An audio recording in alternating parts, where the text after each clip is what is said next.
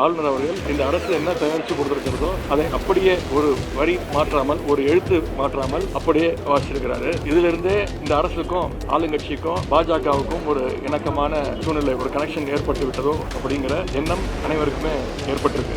இவங்க ஆட்சியினுடைய தோல்விக்கான பழியை தூக்கி மீண்டும் திராவிட மாடல் அரசின் மீது, திமுக அரசின் மீது இவங்க போட்டிருக்கிறாங்க. மிகுந்த காழ்ப்புணர்ச்சியோடு இந்த ஆளுநர் உரை அமைஞ்சிருக்கு. இந்த அரசு வெறும் ஒரு காப்பி பேஸ்ட் அரசாக, ஸ்டிக்கர் அரசாகத்தான் செயல்பட்டு கொண்டு இருக்கிறது. ஒரு சின்ன புள்ளி விவரத்தை சொல்ல விரும்புறேன். கடந்த ஒரு மாசத்துல மட்டும் சுமார் 175 பாலியல் வன்கொடுமைகள், 65 கொலைகள், 4 சாதிய ஆணவ படுகொலைகள் தமிழ்நாட்டில் நடந்திருக்கு. இன்றைக்கு இருக்கக்கூடிய முதலமைச்சர் தேர்தல் பிரச்சாரத்தின் போது எப்படியெல்லாம் டயலாக் பேசினார், வீரவசனம் பேசினார்னு தமிழ்நாட்டு மக்கள் பார்த்தாங்க. நீங்க அத்தனை பேர் பார்த்திருப்பீங்க.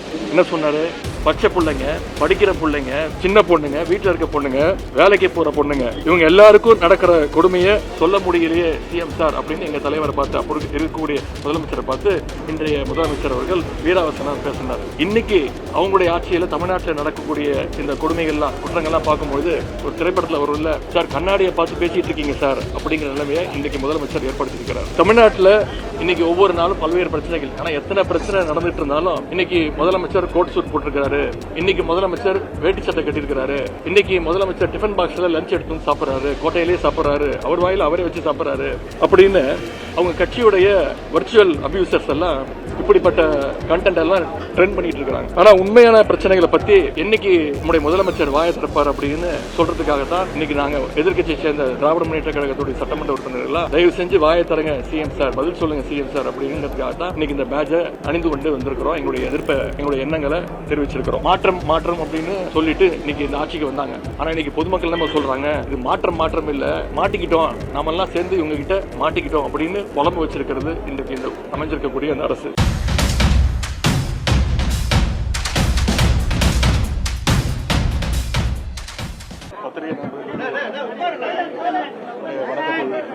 தெரிவித்துக் கொள்கிறேன். ஆட்சி அமைஞ்ச பிறகு இன்றைக்கு முதன்முறையாக நம்முடைய ஆளுநர் திரு ராஜேந்திர அர்லேக்கர் அவர்கள் இன்றைக்கு சட்டமன்றத்துக்கு வருகை தந்து ஆளுநர் உரையை வாசிச்சிருக்கிறாரு. பொதுவா ஆளுநர் உரை என்பது ஆளுநருடைய ஒரு தனிப்பட்ட உரை கிடையாது. அது அரசு தயாரித்து கொடுக்கக்கூடிய உரை, அரசினுடைய பாலிசி நோட்டு, ப்ளூ பிரிண்ட். இந்த ஆட்சியாளர்கள் ஆட்சிக்கு வருவதற்கு முன்பு என்னென்ன வாக்குறுதிகள் கொடுத்தாங்க, அதெல்லாம் எப்படி செயல்படுத்த போறாங்க, அதற்கான நிதி ஒதுக்கீடெல்லாம் எப்படி செய்ய போறாங்க அப்படிங்கிறது ஒரு முன்கூட்டியே சொல்லக்கூடிய ஒரு பாலிசி நோட்டாகத்தான் எப்பொழுதுமே ஆளுநர் உரை இருக்கும். ஆனா இன்னைக்கு பாத்தீங்கன்னா ஆளுநர் உரை எடுத்து பாத்தீங்கன்னா அது இருக்கக்கூடிய ஆளுங்கட்சியினர் ரீல்ஸ் போடுவதற்கான கண்டென்ட் மெட்டீரியலாக இன்றைக்கு இந்த ஆளுநர் உரை அமைஞ்சிருக்கு. அந்த அளவுக்கு முதலமைச்சர் அவர்கள் தன்னை பற்றியும் தன்னுடைய கட்சியை பற்றியும் ஒரு தம்பட்டம் அடித்துக் கொள்ளக்கூடிய, ஒரு சுயபுராணம் பாடிக்கொள்ளக்கூடிய ஒரு உரையாகத்தான் இன்றைக்கு இந்த ஆளுநர் உரை அமைஞ்சிருக்கு. இன்னும் நீங்க குறிப்பிட்டு பார்த்திருப்பீங்க, கடந்த 5 வருடங்களாக திராவிட முன்னேற்ற கழக அரசின் போது, திராவிட மாடல் அரசின் போது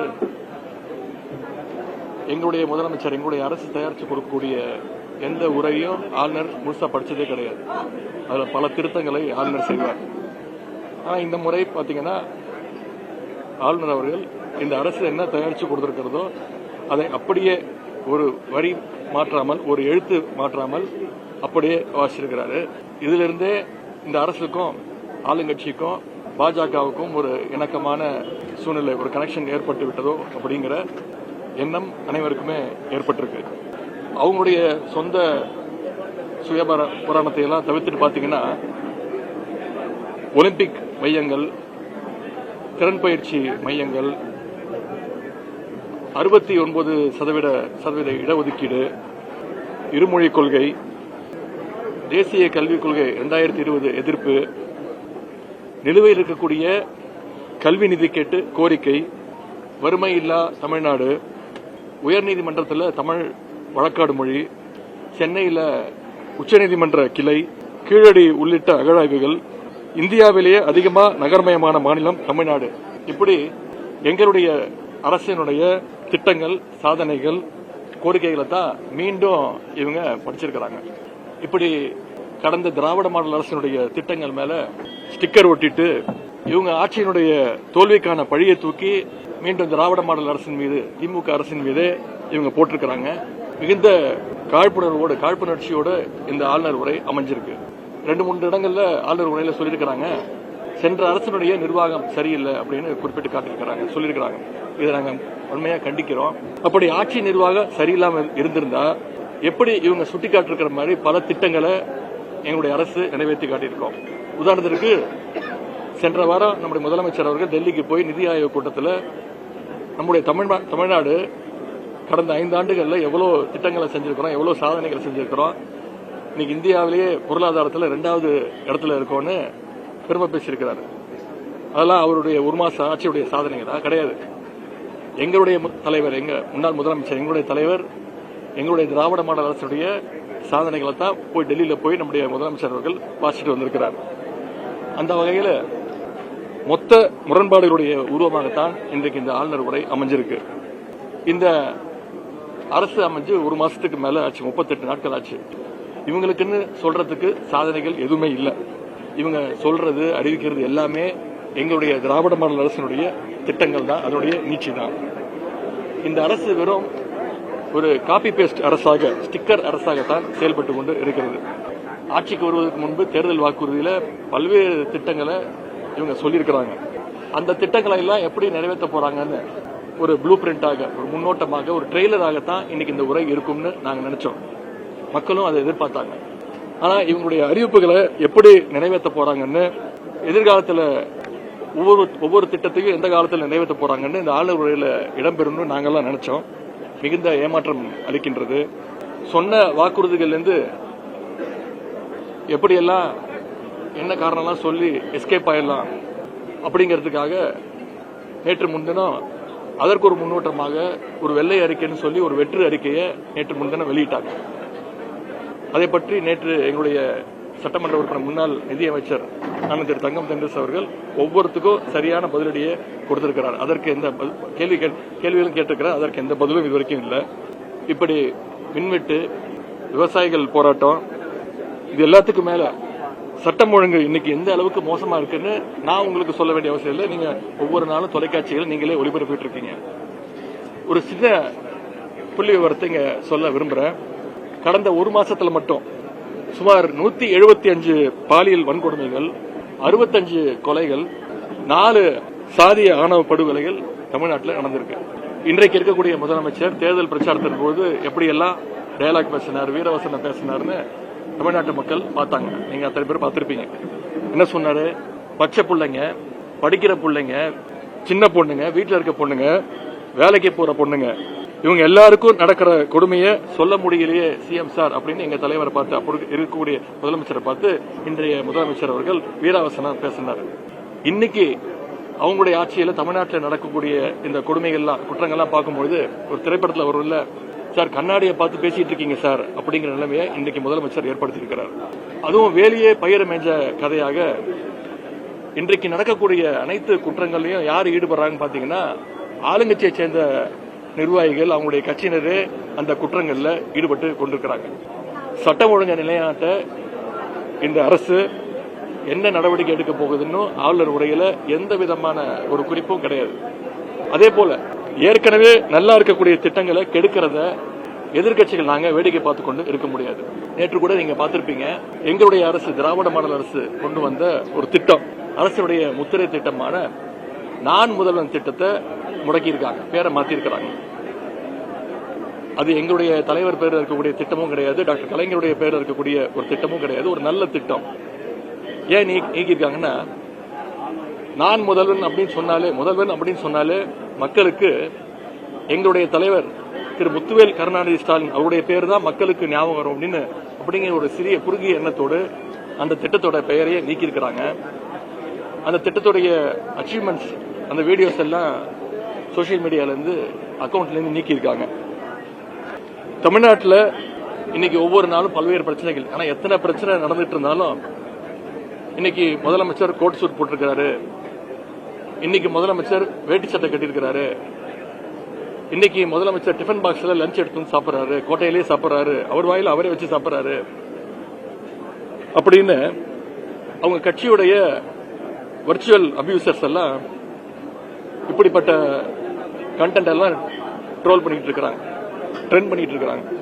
ஆனா உண்மையான பிரச்சனைகளை பத்தி என்னைக்கு நம்முடைய முதலமைச்சர் வாயை திறப்பார் அப்படின்னு சொல்றதுக்காகத்தான் இன்னைக்கு நாங்க எதிர்க்கட்சியை சேர்ந்த திராவிட முன்னேற்ற கழகத்துடைய சட்டமன்ற உறுப்பினர்கள் தயவு செஞ்சு வாயை தரங்க சிஎம் சார், பதில் சொல்லுங்க சிஎம் சார் அப்படிங்கிறதுக்காகத்தான் இன்னைக்கு இந்த பேட்சை நாங்க அணிந்து கொண்டு வந்திருக்கிறோம். எங்களுடைய எதிர்ப்பை, எங்களுடைய எண்ணங்களை தெரிவிச்சிருக்கிறோம். அதுவும் எப்போதாவது பேசுற முதலமைச்சர் பாத்தீங்கன்னா அப்பவும் தன்னை முதலமைச்சர் அப்படிங்கறத மறந்து இன்னும் பிரச்சார மோட்லயே பேசிட்டு இருக்கிறாரு. சிஎம் தான் அப்படி இருக்காருன்னு பாத்தீங்கன்னா அவங்களுடைய ஒவ்வொரு அமைச்சரும் ஒவ்வொரு சட்டமன்ற உறுப்பினர்களும் முழுக்க முழுக்க ரீல்ஸ் வெறியிலேயே சுத்திக்கிட்டு இருக்கிறாங்க. எல்லாமே அவங்களுக்கு கண்டென்ட், எல்லாமே ரீல்ஸ் தான். இதையெல்லாம் முதலமைச்சர் கவலைப்படுற மாதிரி துளியும் தெரியல. அவருடைய ஒரே சிந்தனை இந்த ஆட்சியை எப்படி காப்பாற்றிக்க போறோம் அப்படிங்கிற அந்த கவலையில தான் அவர் இருக்கிறாரு. அதனாலதான் இன்னைக்கு பீரோ புல்லிங் சொல்லுவாங்க. அது மாதிரி இன்னைக்கு நம்முடைய முதலமைச்சர் அவர்கள் அதிமுகவுடைய சட்டமன்ற உறுப்பினர்கள் தான் எம்எல்ஏ புல்லிங் பண்ணிட்டு இருக்கிறாரு. ஆங்கிலத்தில் ஒரு வார்த்தை சொல்லுவாங்க, பேனிக் பையிங் அப்படின்னு ஒரு வார்த்தை இருக்கு. திடீர்னு ஒரு பேரிடர் காலமோ இல்ல ஒரு கடை அடைப்போ அப்படி நடக்கும்போது மக்கள்லாம் போய் அவசரமா போய் வீட்டுக்கு தேவையான சாப்பாடு பொருட்கள், வண்டிக்கு தேவையான பெட்ரோல் டீசல் எல்லாம் போட்டு வச்சுப்பாங்க. அது பேர் பேனிக் பையிங்னுவாங்க. ஒரு ஆர்டிபிஷியல் டிமாண்ட் கிரியேட் பண்றது. அது மாதிரி இன்னைக்கு நம்முடைய முதலமைச்சர் அவர்கள் அண்ணா திராவிட முன்னேற்ற கழகத்தை சேர்ந்த சட்டமன்ற உறுப்பினர்கள் போய் ஆட்சி அமைஞ்ச நாள்ல இருந்து இன்னைக்கு வரைக்கும் ஒவ்வொரு நாளும் ஒவ்வொரு சட்டமன்ற உறுப்பினர்களா போய் தன்னுடைய ஆட்சியை காப்பாற்றிக்க பேனிக் பையிங் பண்ணிட்டு இருக்கிறாரு. மாற்றம் மாற்றம் அப்படின்னு சொல்லிட்டு இன்னைக்கு இந்த ஆட்சிக்கு வந்தாங்க. ஆனா இன்னைக்கு பொதுமக்கள் நம்ம சொல்றாங்க, இது மாற்றம் மாற்றம் இல்ல, மாட்டிக்கிட்டோம், நாம எல்லாம் சேர்ந்து இவங்க கிட்ட மாட்டிக்கிட்டோம் அப்படின்னு புலம்பு வச்சிருக்கிறது இன்றைக்கு இந்த அமைஞ்சிருக்கக்கூடிய அந்த அரசு. எனவே தமிழ்நாட்டுடைய வளர்ச்சிக்கும் தமிழ்நாட்டில் இருக்கக்கூடிய குழந்தைகள், பெண்கள், விவசாயிகள்னு யாருடைய பாதுகாப்புக்கும் எந்த ஒரு வலிமையான திட்டங்களும் புதிய ஆளுநர் உரையில நிச்சயம் இல்லை. அதனால கடந்த ஆட்சி மேல காழ்ப்புணர்வை மட்டுமே வெளிப்படுத்துகின்ற இந்த ஆளுநர் உரையை நாங்கள் வன்மையாக கண்டிக்கின்றோம். ஆளுநர் உரையை முழுமையா வாசிச்சு போயிருக்காரு, திமுக பாதியிலே கிளம்பி போயிடுவாங்க. எப்படி பாக்குறீங்க இந்த நிகழ்வு? ஏற்கனவே சொன்ன மாதிரி அதுதான், கடந்த 5 வருஷத்துல ஒரு முறை கூட ஆளுநர் அவர்கள் திமுக கொடுத்திருக்கக்கூடிய அரசு கொடுத்திருக்கக்கூடிய உரையை முழுசா படிச்சதே கிடையாது. மாற்றம் பண்ணுவாரு. ஆனா மாற்றம் பண்ணும்போது என்னுடைய முதலமைச்சர் அப்போது முதலமைச்சர் எதிர்ப்பு தெரிவிச்சிருக்கிறோம். ஆனா இந்த முறை பாத்தீங்கன்னா ரொம்ப அபூர்வமாக முழு உரையை ஒரு வார்த்தை, ஒரு கமா, ஒரு ஃபுல் ஸ்டாப் கூட எடுக்காம வாசிக்கும் போது உங்களுக்கு தெரியும் நம்முடைய ஆட்சியாளர்களுக்கும் தமிழக வெற்றி கழகத்திற்கும் பாஜகவுக்கும் ஒரு பெரிய அண்டர்ஸ்டாண்டிங் வந்துருச்சோ அப்படிங்கிற சந்தேகம் எங்களுக்கு வந்துருக்கு.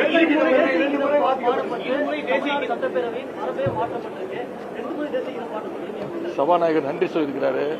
இதெல்லாம் மிகப்பெரிய ஆச்சரியங்கள், அதிசயங்கள் இப்போ இங்க நடந்துகிட்டு இருக்கு. மரபு மீறப்பட்டிருக்கு. திமுக ஆட்சியில் எப்பவுமே தேசிய கீதம் மட்டும்தான், தமிழ்தாய் வாழ்த்து மட்டும்தான் முதல்ல வாசிக்கப்படும். முடியும் போது ஆளுநர் கிளம்புறதுக்கு முன்னாடி அவருடைய உரையை முடிஞ்சதுக்கு பிறகு தேசிய கீதம் ஒளிபரப்பப்படும். ஆனா இந்த முறை 2 வாட்டி தேசிய கீதத்தை ஒளிபரப்பியிருக்காங்கன்னா, மீண்டும் சொல்றேன், இது பாஜகவும் இப்ப இருக்கக்கூடிய ஆட்சியாளர்களும் ஒரு அண்டர்ஸ்டாண்டிங் வந்திருக்காங்க.